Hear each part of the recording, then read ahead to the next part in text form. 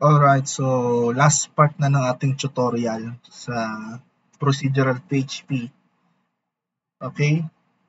So dito, meron tayong ginawang page no, sa search natin na ito. Okay. Ang ginawa ko is ganito.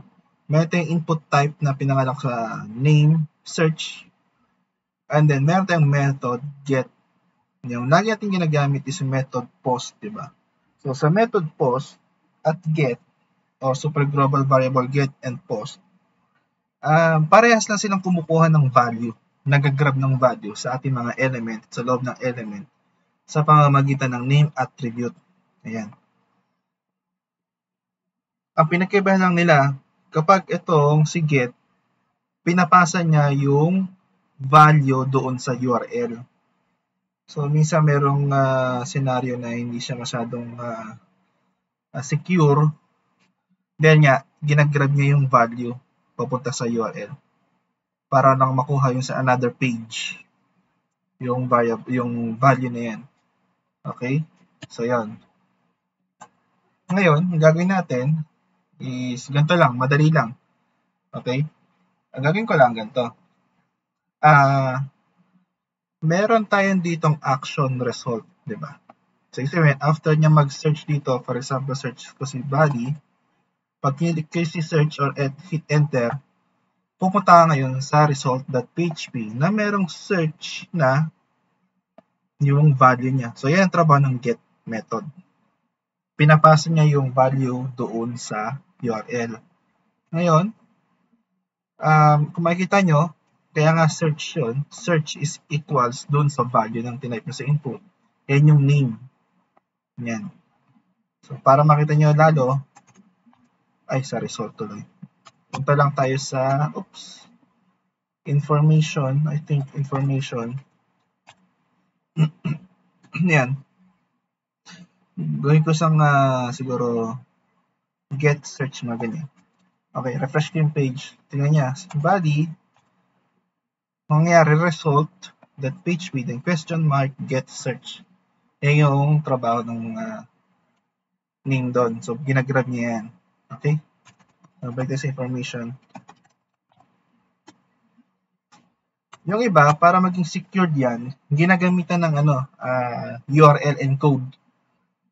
Para secured lang siya na naka-encrypted yung information nito sa URL.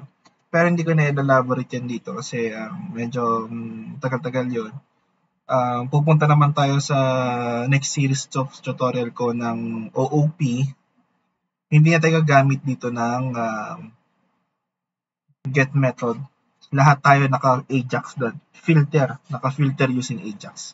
Sa OOP, PHP, basic code. Same lang yung page na gagawin natin, pero iibahin natin yung code natin. Gagawin natin yung OOP ngayon. Okay?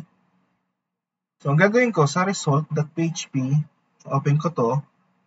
Ang gagawin ko lang is, kakopy ko lang lahat to kasi parehas lang na sa nagiging page. Dito, sa result naman, medyo meron tayong iibahin ng konti.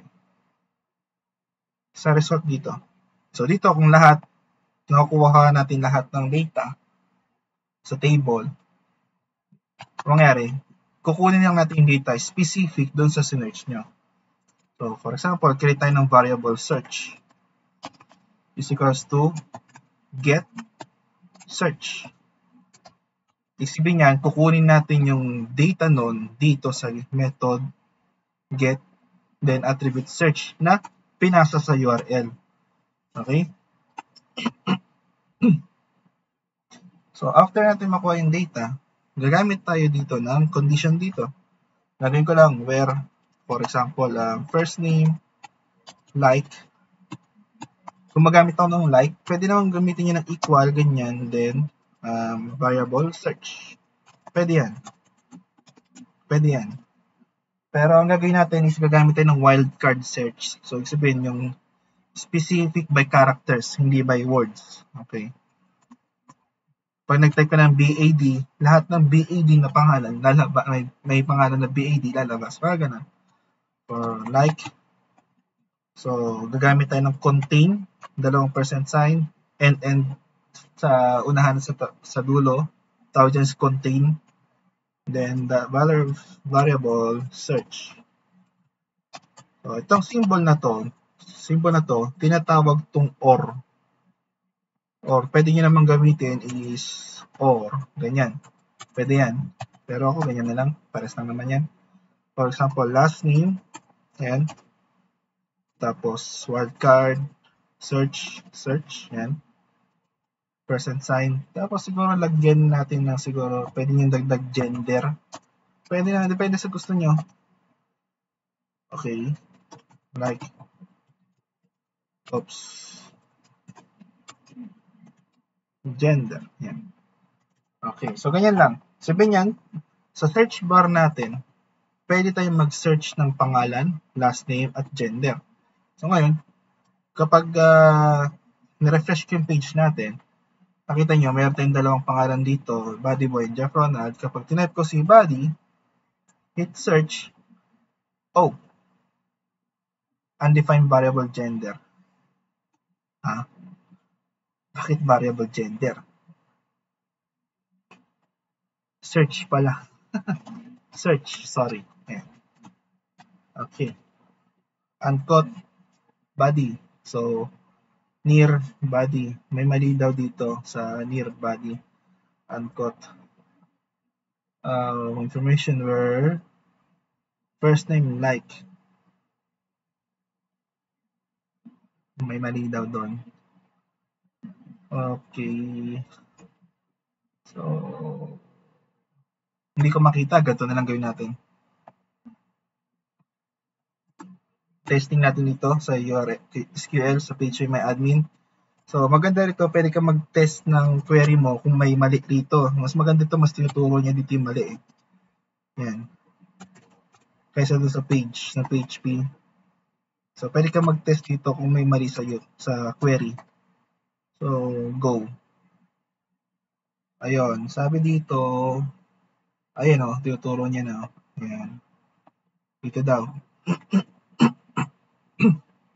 Like body. So, corresponding daw, use near body.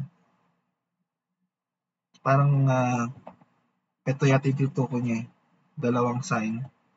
So, tingnan natin mabuti. Select trivial information for first name like. Search. Okay. Or last name. Kulang dito ng like. Ayan. Okay. So, tingnan natin yan. Yun o. So, ito na yun. At the same time, gumagana yung mga models natin. Ayan. Okay. Tapos, nakita yung Jeff. Ayan. Nakita nyo, yung ginagrab niya yung value ng search Jeff dito. Then, nilalabas niya rito. So, pamamagitan ng get method natin. So, yan po. Tapos, siguro sa resort, magdagdag tayo ng siguro button sa search ng dito ng a tags information. Lagyan natin ng preset siguro. Preset plus dito yung SM. Yan. Pag click ko itong sa reset, balik tayo sa information. So, yun. And, ito yung ating huling tutorial, guys, sa procedural PHP. So, itong link na to, i-paste ko doon sa YouTube channel, pero nilagay ko na sa video para just in case makalimutan ko, copyhin nyo na itong link na to, pwede niyang i-download yung source code file niyan sa aking GitHub. Okay? So, yun po. And salamat sa mga tumungkilik sa aking channel. And next tutorial natin is same page lang tayo. Tapos OOP or Object Oriented Programming Language ang gagamitin natin. Makikita nyo anong pinagkaibahan ng procedural sa OOP. At mas maganda gumamit para sa akin ng OOP kaysa sa procedural. Para maiwasan yung mga paulit-ulit na codes. And kung may mga idadagdag ako dito sa procedural PHP natin, pwede naman. Kagaya ng printing, kung mag-print tayo ng mga records, mga ganun. So, yan po. And yun muna sa ngayon. Salamat. Out.